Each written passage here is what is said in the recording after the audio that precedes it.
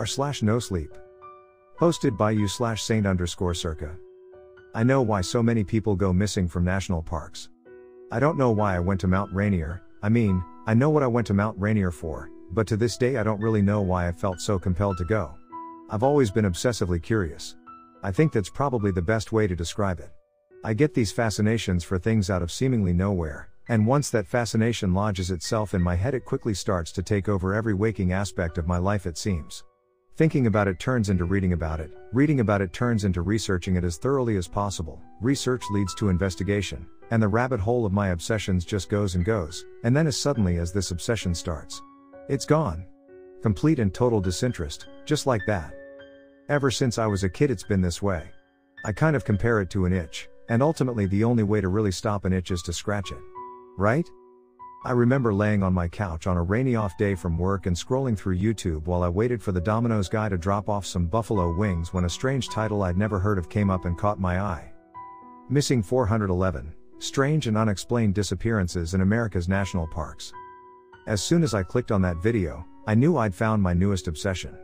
The Dyatlov Pass incident I had been researching for months now was gone and out the window. Hindsight's always 20/20, as the saying goes. I had no idea that I was about to set an unchangeable course that led me to the horrifying reality I was soon to discover. 3 weeks and probably 100 videos, a handful of ordered books, and an endless scrolling through every forum and internet thread I could get my hands on, and I was still just as enamored with these missing 411s as I'd been when I first clicked on that initial YouTube video. I'd be genuinely surprised if there were a lot of people reading this who didn't know about David Paulides, the missing 411s, and all of confounding mysteriousness that surrounded these matters, but for those who might be out of the loop I'll do my best to sum it up in few little bullet points for you. Cliff notes or whatever. There have been a disturbingly large number of unexplained disappearances in America's national parks, and by large number I mean 2,000. That's more than everyone in the North Tower on September 11th. 2,000 people just vanishing in the woods with no explanation whatsoever. 2. A lot of these people are never seen/heard from again. That in its own right is insane given the technologies that we have, and the massive searches that are sometimes carried out for these people, but what's even weirder is that the people that are eventually found leave us more questions than answers. Kids go missing and are found miles and miles away from the initial search zone. Way further than even top survival experts are able to walk.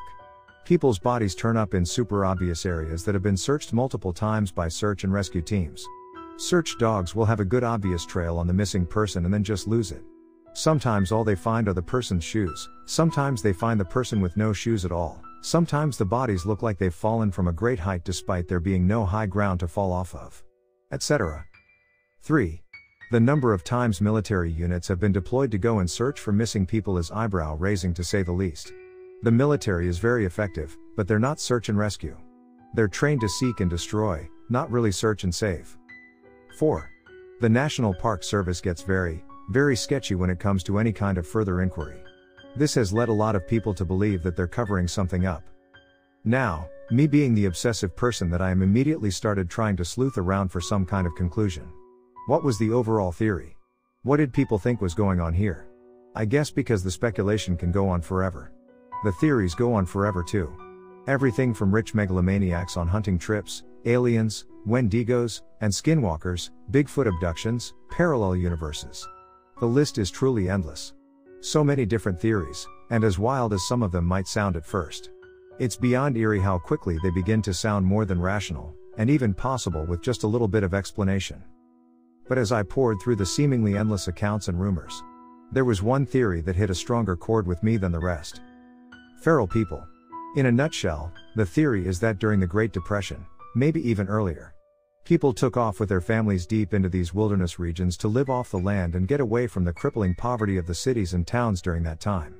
Generations of incest and isolation resulted in their ancestors being what we would consider feral, completely hostile, incapable of reasoning that we can comprehend, with a multi-generational knowledge of the land they lived in and how to survive it.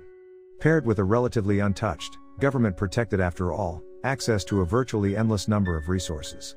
Other humans, if the opportunity presented itself, could not only be a decent food opportunity, but they were also food opportunity with extremely valuable tools just ripe for taking.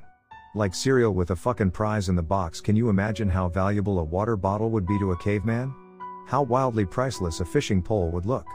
The National Park Service knows about these feral people, But they also know it'd be a huge risk to go traipsing in the wilderness looking for bloodthirsty cannibals that are more competent and dangerous than even the most apex predators they live with. They also provide an extremely valuable insight for scientists to study all sorts of things about human nature, but from time to time they get a little too close, or they get too bold and give their locations away. The military gets called in to dispose of these tribes in a discreet and efficient manner before more people disappear, and as a result more people take to the woods to find their missing people. For whatever reason this theory made perfect sense to me, well, almost perfect sense. It checked almost all the boxes. Children and elderly people go missing because they're the easiest to overpower. Hikers who are by themselves go missing because they're by themselves and can be ambushed quicker than a group of hikers could. Hunters go missing because they're far off the beaten path, and they have weapons that are worth the risk. It even explains why bow hunters tend to go missing more than gun hunters. Bows are easier to figure out, and lower maintenance. We already know people go missing without a trace and are never found again. Would it be so wild to say in the same breath that people are never found in the first place for the same reasons? Even most of your Bigfoot sightings in these national parks could be explained with the feral people theory. Imagine what you would look like if you had never had a haircut, if you'd never taken a shower, or clipped your nails, or combed your hair or shaved your beard. Throw a Habsburg jaw or a heavy brow in the mix from years of intrafamilial breeding and you're pretty much the perfect definition of a Sasquatch at that point. But for all the information and cross-examinations that I would read about to seemingly prove this theory, there were admittedly a few glaring loopholes that with a bit more thought would very quickly start to pull the whole idea apart. Humans are truly a scourge on this planet. Anywhere we go we leave a mess, we make smoke from fires, we burn things down accidentally, we cut down trees and leave bones lying all over the place. The very steps we take kill the forest floor, leaving huge patches of dirt wherever we stay for more than a few days. We are hands down the easiest animal to find. Every human that's ever walked the earth inherently believes that the earth is theirs. I guess that manifests even in the most unconscious of ways. Not to mention the scientific probabilities, infertility that comes with incest, crippling genetic mutations, etc. For all the positive evidence, I'll be the first to admit there were some serious holes in the theory. So around and around I went with this concept. For months. Ruling it in and ruling it out. Until one day I was given what I can only describe as a divine revelation. Like the conspiracy gods took pity on my slow decay into insanity and threw me a nice big bone to chew on, and this one actually had some meat on it. I had fallen asleep on the couch amidst another bout of determined research. YouTube was once again in the background. When I woke up from my nap I went for the remote when the narrator of the video caught my attention. Missing 411s had rabbit-holed into unexplained mysteries in general, and unexplained mysteries had rabbit-holed into crazy discoveries made by scientists and historians. The narrator was talking about this skull that had been found. The picture of it was posted up for the viewer to see while he talked about it. It was an old weathered-looking skull that had puncture holes in the cranium part. Because of these holes, scientists thought for a long time that this child had been the victim of a human sacrifice, but through a series of discoveries it was made apparent that this child in actuality had been picked clean off the ground by a crowned eagle. Suddenly it hit me. I sprang out of my seat like a madman as all the pieces began to fall together like an Rubik's cube that was all but solving itself. Giant fucking eagles. I know. It sounds ridiculous. On the surface more ridiculous than any other theory brought forward, but like my dad always said, the difference between batshit and guano is the stuff that's inside it, and this was no different. I'm not going to get into every painful detail here, but I do have to point out a few just to show you where I'm coming from here. Eagles eat takeout. They swoop in, snatch and kill their food, fly it back, and eat in the nest. This explains why people go missing and are never found again. They're being looked for somewhere on the forest floor, when they've actually been carried up a mountain and dropped in a nest somewhere. This also explains why the people who are found are way further out than they by all rights should be, and why so many seem to have fallen from a great height. The eagle takes someone who's a little too heavy, takes someone who doesn't die right away and squirms a bit too much, gets spooked or startled and needs to fly faster, and they drop their meal. 2. Eagles are ambush predators. They hang out on a perch, and as soon as they see a tasty snack, they swoop and pin it down, kill it, then swoop back with their newly acquired meal to wherever it is they nest at. This explains why so many lone hikers go missing off a trail. Just like a hunter would babysit a game trail for deer, an eagle babysits a footpath for humans, and speaking of deer. 3. An eagle large enough to swoop up with a human would more than likely have a reliable food source of deer, and there are a crap ton of deer. In Yellowstone alone there are over 2,000 mule deer running around, and that's just mule deer, and this is the very reason why hunters go missing. If you're out hunting a deer, then chances are you're wearing scents and making deer calls. In other words, you are actively trying to convince deer that you are in fact also a deer, but the same artificial smells and bleats that would attract a nice big 10-point would just as easily be a free food sign for a large bird of prey. 4. This also explains why so many times only aspects of the missing person have been found. Shoes, backpacks, cameras, hiking sticks, bows, etc. Eagles are smart creatures. They probably learned pretty quickly that there's a lot of stuff on these humans that aren't edible. Clothing can be torn through easily enough, but the thicker, more durable stuff gets ripped off and discarded. Like a deer's antlers. The feet are torn off by the ankles and smaller animals eat whatever is left inside. Now, I know if you're reading this, you're probably thinking one glaring thing. Come on, Saint_Circa. You'd think someone would notice giant eagles flying around. But they have. That's why the National Park Service gets so shady when people try to investigate further. They are well aware that there are giant eagles living in the hundreds of miles these national parks reach out to sometimes, and considering eagles only hunt in a roughly 15-20 mile perimeter around their nests, they know exactly where to find them as well. America's national bird is the bald eagle. It's been that way since 1782. By 1963 there were only 400 nesting pairs of bald eagles in the entire country. Why? Because people shot them out of the sky in droves. Not for their meat, not for their valuable talons or beaks. Researchers say that these eagles were killed mainly to see them up close. That's it. Do you think for half a second there wouldn't be 1,000 hillbillies with birdshot scouring the entire countryside the second it was discovered that there were giant eagles flying around? My best guess is that the National Park Service works in tandem with wildlife conservationist groups to keep these endangered animals as secret as possible. But you can't just let giant man-eating eagles fuck each other willy-nilly and fly around eating whatever they want whenever they feel like. No one's going to go spend money to hang out at a natural park they'll be killed and eaten at. That'd be horrible for business. In comes the military. You see, it's not just the military that's sent out to find these missing people. It's one particularly small, but highly effective section of the military, and that section is the Green Berets. Green Berets have a large set of skills, but two of their main purposes are special reconnaissance and unconventional warfare. And almost all their operations fall under the category of classified. In layman's terms, they specialize in finding things, and reporting information on it. And killing things in very unique and creative ways. And then of course they're not allowed to talk about any of it. Total secrecy. You think these guys get called out because Tiny Tim got turned around in the woods? Bullshit. The government can't even send a real hazmat team to Palestine, Ohio when a chemical fire radiates the entire town. No, they go out there when park rangers suspect Tiny Tim got turned into a giant eagle's lunch, and they need the best of the best to identify if that is indeed the case and take it down/dispose of it properly if it is, and keep their mouths shut about it afterwards. They get sent out when scientists speculate that the giant eagle population has grown too high and is risking compromise. The Green Berets go out and depopulate a bit. Keep the population under control, and keep their mouths shut about it afterwards. They get sent out when one dies so they can collect the body for research, and keep their mouths shut about it afterwards. I was absolutely sure of it, but even after this certainty cemented itself into everything else I knew to be true. A new dangerous itch began to invade the back of my mind.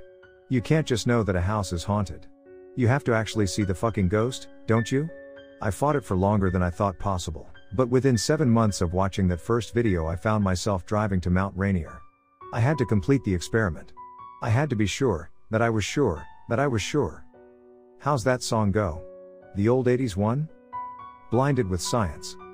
Took forever to plan the trip. I'd already been spending weeks studying things about eagles, but now I had to reorient and study how to spot eagles. When they hunted, how to watch them without spooking them, etc. But after 4 deep diving months I had my plan, and everything I needed to carry it out. I chose Mount Rainier for 2 reasons. The first being it was close, the second being that there have been an unusual number of disappearances not only on the mountain itself, but in the entirety of the national park that surrounded it. Even by national park standards. In the small hours of the morning, as the sun was just beginning to rise, I took off down the trail and began looking for the perfect spot to set up my blind. See, normal eagles hang out in big trees, or on the sides of cliffs, but my hypothesis was that a giant eagle would probably be hanging out in crevices against cliffs. When something it could eat walked into its radar, it would swoop out and ambush it. About 4 hours into my trip, I found a spot I thought was ideal. A small hilltop with trees, but not too many trees. At the bottom of the hill to my left a large cliff wall could be seen. To the right was relatively flat land with enough space in between for a large bird to fly through unhindered. And so, I waited, and waited, and waited. For 3 days I sat in that fucking blind. Watching the deer. Eating cold MREs and trying my hardest not to doze off. At the beginning of day 4, however, it would all change. I was just considering leaving. When you're alone in a ramshackle tent, it doesn't take long for your mind to convince you of what an idiot you are. Giant eagles? Come on Saint_Circa, look at all the time you've wasted. Why can't you get hooked on something productive? As a big 10-point stepped out of the brush into the area just in front of me, I watched it with a sort of boredom. Deer are cool the first time you see one, but this had to have been the 100th deer in 3 days that I'd seen, and at the end of the day they're just horses with antlers. They mosey, they eat. They poop and leave. I guess in my boredom I didn't really notice how quiet the forest had gotten. The deer did though. It stopped mid-bite and perked its head up, locked rigidly into place with a big mess of grass hanging out of its mouth. And that's when it happened. It was so fast my mind hardly had time to process it. One moment the deer was standing there, and the next it was pinned to the ground. I sat there wide-eyed and in shock from the hidden barrier of my blind. Standing over this thing was the largest animal I had ever seen. Its huge wingspan seemed to stretch endlessly. It had to have been 40 feet from end to end. The forest floor was shaded almost completely as its outstretched wings blotted the sun from the sky. Even without the wings it was almost too large to comprehend. At least 8 feet off the ground on its 2 taloned legs. Its dinosaur-like eyes gazing emptily into its prey like huge orbs of golden fire. The poor animal let out one bleated scream before the eagle's large beak tore into its neck, sending streams of blood and tissue across the forest floor like something out of a slasher movie. I could hear bones crunching violently even from the distance I was at. Suddenly I realized I had to take a photo. No one would believe it if I didn't show them firsthand. Even then they'd have probably thought it was just a hoax. Green screens and CGI and Photoshop, all that shit. I raised the lens of my camera towards the creature with shaking hands and snapped a shot. Huge mistake. As soon as the camera made that stupid little fluttering sound, the eagle's head snapped instantly in my direction. Its lifeless eyes staring with pure instinct straight through the camouflage of my structure. It saw me. Before I could react, there was a sharp blast of wind. In less than a moment the entire blind was ripped off of its stakes and thrown into the woods around me. As I recovered and looked around, panic-stricken, I could see the horrible thing tearing into the remnants of the plastic structure some 15 or 20 feet in front of me, trying to find me inside of it. With everything I could muster I took off in the direction of my car. I've never ran so fast in my life. It took a long time to get back to my car, and the few times I stopped to try and catch my breath or dry heave I was all but sure would result in me being another missing 411 on Mount Rainier. After what felt like days of almost endless running, I made it back to my car, exhausted and frightened for my life. As I sat in the driver's seat hyperventilating from exhaustion and weeping from fear, I couldn't wrap my mind around what I'd just witnessed, or how I was still here to think about it.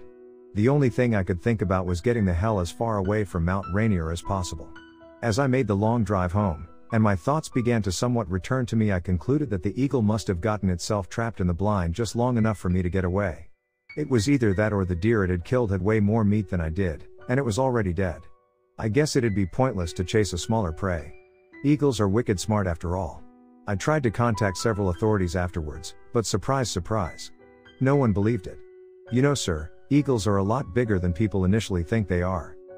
Are you sure you weren't using any illegal substances?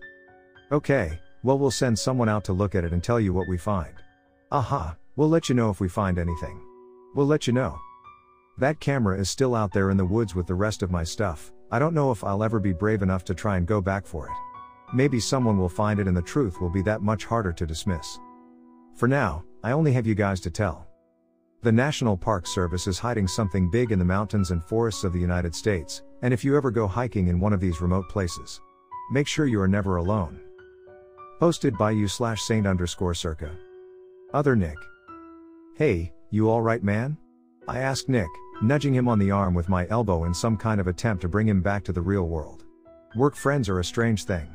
There is not a single friend on this earth you see and talk to more than the ones you work with, and something about being stuck with the same handful of people in the exact same environment for a large portion of the day, within a large portion of the week makes for a real sort of kindred bond with the people you're close with there, but in the air of that breath you have to acknowledge that you actually don't know how well you know them at all.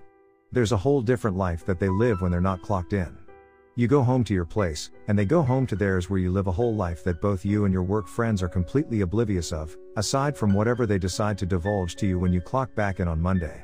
You might know how their weekend went, you might know what they enjoy doing when they're not working, you get the highlights, but there's a lot of dark between that illumination, and oddly enough that's kind of okay.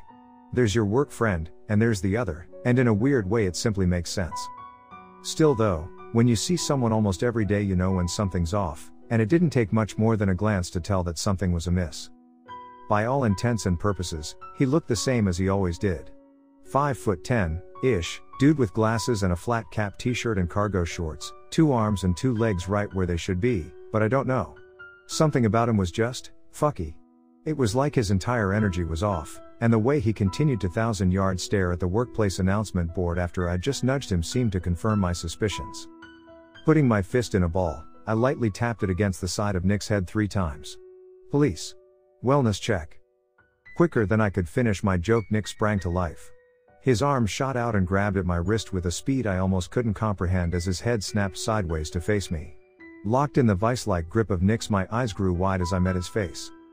My friend's normally friendly and smiley and almost jolly-looking face was gone. In its place was a look I had never seen on him before, or on anyone for that matter. His upper lip was curled up into something I could only describe as a snarl. His lower lip frowning so deep that I could see all of his teeth that were clenched so tight I'd have sworn were about to shatter under the weight of each other. His eyes were wide and full of anger. No, not anger. That's not the right word for it. Hatred maybe? That might be a better way to describe it, but it still doesn't feel like enough to describe what I was seeing behind those eyes. There was a wildness to it. The kind of look that says, I'm going to tear you apart and drink your blood. As quickly as he grabbed me, he let go. His arm snapping back down rigidly to his side in symmetry with the other. His feral expression had vanished without a trace, and was replaced with the same out-to-lunch expression he'd been wearing when I'd first noticed him. Wordlessly, he turned away and walked off. What's up, man? You alright? The familiar voice of another work friend snapped me out of my shocked state. As I turned around to meet DeMichael, the voice's owner. His expression changed from cordial curiosity to concern as quickly as Nick's had gone from zombie to rabid animal. Goddamn, man, you good? You see a ghost or something? Yeah, I finally managed to croak. Words coming back as the boiling adrenaline subsided. You talked to Nick? He say anything? Like what? DeMichael asked, staring at Nick's sauntering figure as he shuffled his way to his workstation. I don't know. Did I piss him off or something? If you did, I didn't hear nothing about it. Did he say something to you? My mind went back to that expression, that tight grip, those crazy ass eyes. No, I don't know, it's Monday. Maybe he just had a bad weekend. He'll cool off. Warehouse work is equal parts physically demanding, and mentally mundane. If you focus on the mental aspect you'll go insane, so I always focused on the physical aspect. I soon got caught up in the trance of throwing boxes off pallets and onto the expedite belt. Sometime between 3 hours and 300 years later I heard the unnaturally loud, yet endorphin-inducing shout of our shift leader from across the warehouse. My favorite word in the world. Break. As I made my way across the warehouse to the parking lot in my car I kept an eye out for Nick. Maybe he'd had some time to relax his mind a little bit. When your body's tired your mind tends to wear out too. I was hoping I could catch him and talk with him a bit before he broke off to eat lunch and I went off to eat Lucky Strikes, but Nick was nowhere to be found. You seen Nick? I asked one of the newer employees.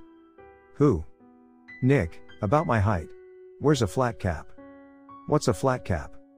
It's like one of those hats you see the old gangster wear. Oh, I know who you're talking about. Nah, I ain't seen him today. Alright, thanks man.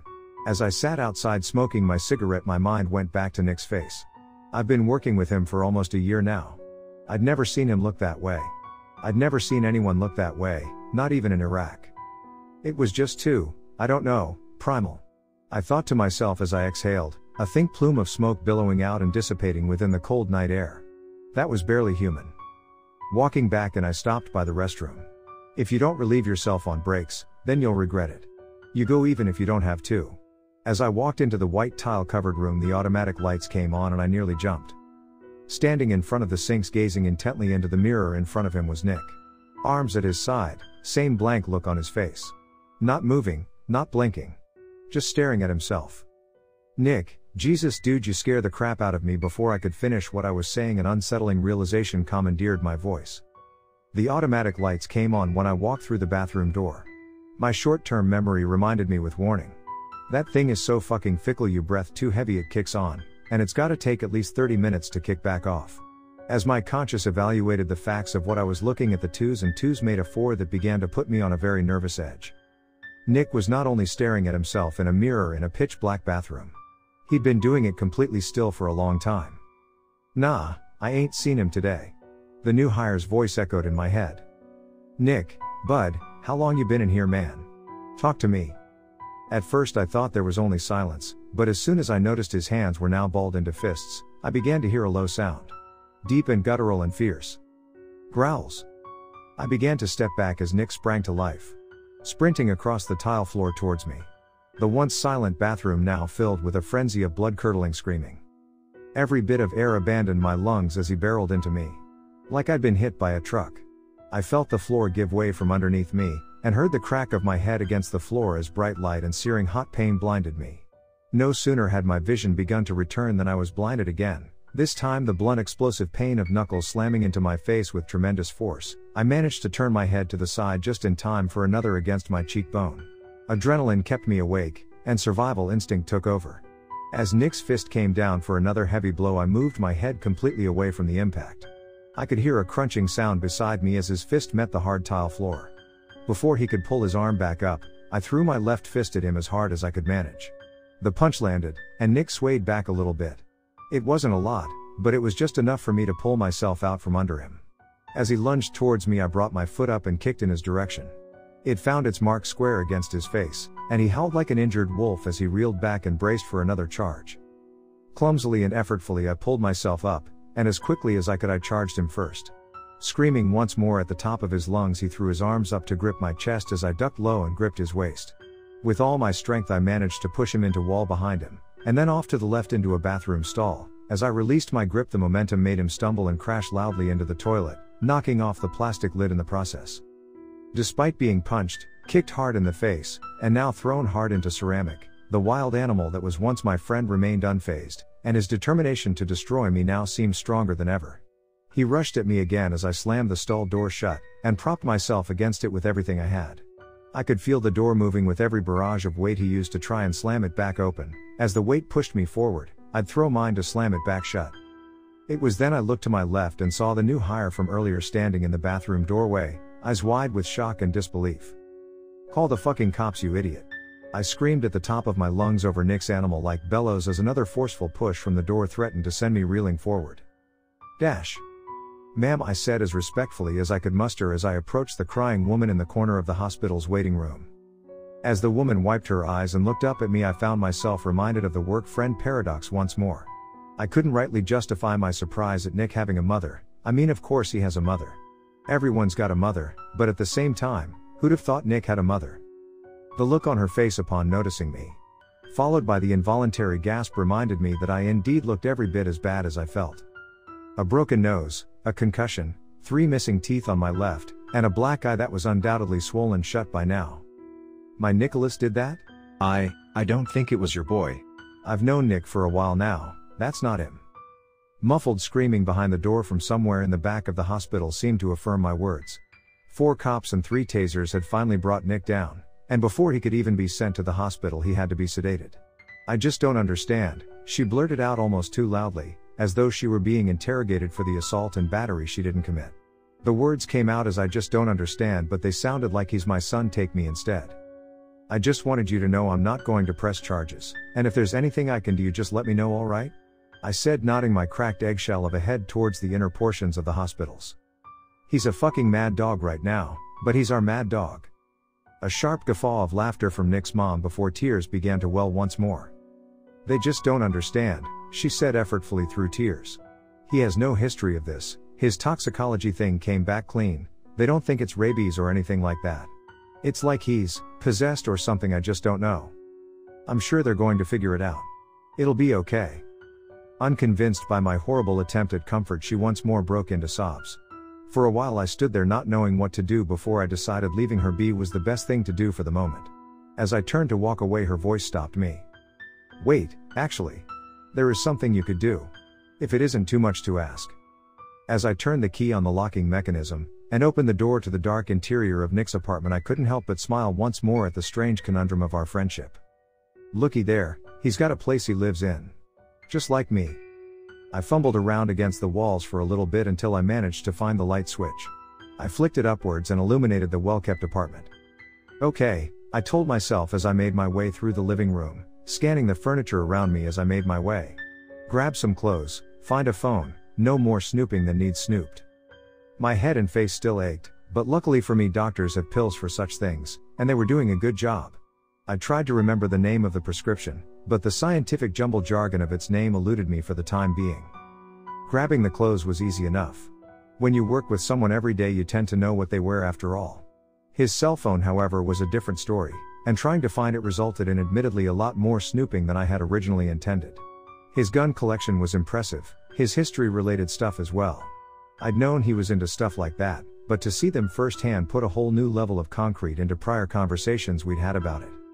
It was amid this snooping I heard a soft knock. At first, I thought someone had thrown something at his window. It was unmistakably the sound of something against glass, and the suddenness of didn't let me catch where the noise had come from. Still and silent I listened for a few moments before hearing it again.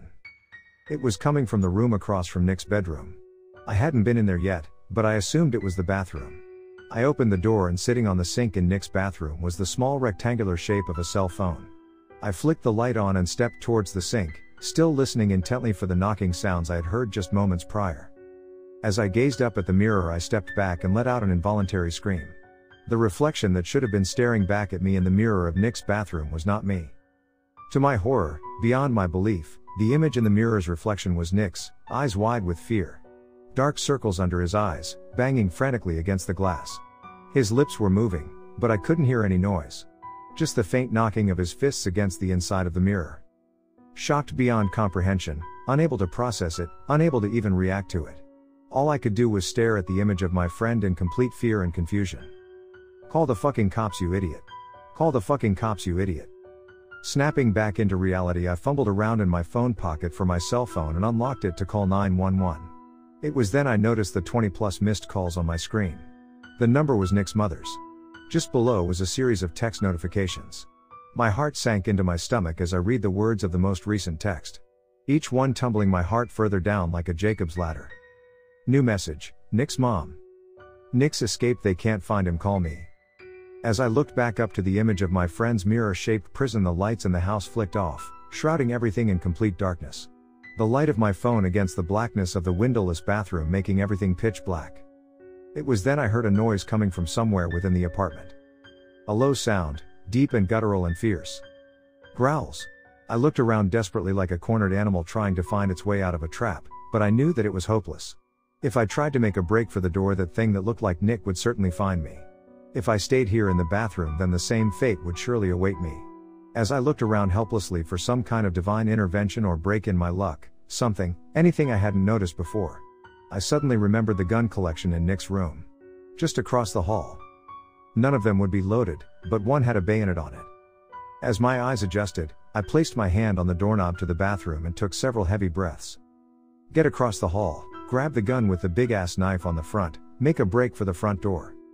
Get across the hall, grab the gun with the big-ass knife on the front, make a break for the front door. I guess in my nervous anticipation I hadn't noticed how silent the apartment had gotten.